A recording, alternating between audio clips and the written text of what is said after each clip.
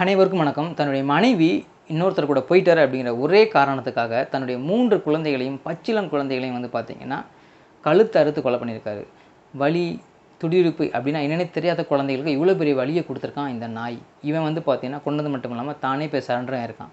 தன் மனைவி பண்ண தப்புக்கு இப்படி பண்ணது வந்து பார்த்தீங்கன்னா, உண்மையிலேயே அவ்வளோ வருத்தமா இருக்கு. 3 குழந்தைகளோட வீடியோ வந்து பார்த்தீங்கன்னா, அவ்வளோ ஸ்ப்ரெட் ஆகிட்டு இருக்கு. பார்க்குறதுக்கே அவ்வளோ வருத்தமா இருக்கு. ஏகப்பட்ட வீடியோ பார்த்துருப்போம். தன் மனைவி இன்னொருத்தர் கூட பேசுறாரு அப்படின்னு மனைவிய கொலை பண்ணிருவாங்க. கணவர் இந்த மாதிரி நடந்துக்கிறாருன்னு கணவரை வந்து பார்த்தீங்கன்னா கொலை பண்ணிருவாங்க. ஆனா குழந்தைகள பண்ணதுங்கிறது இவனுடைய மனநிலைமை நமக்கு வந்து தெளிவா காட்டுது. மனைவி கூட சேர்ந்து வாழும்போது அவங்களுக்கும் பல டார்ச்சர் பண்ணியிருக்கிறதுக்கும் வந்து பார்த்தீங்கன்னா வாய்ப்பு இருக்கு அப்படின்னு தான் நான் கருதுறேன்.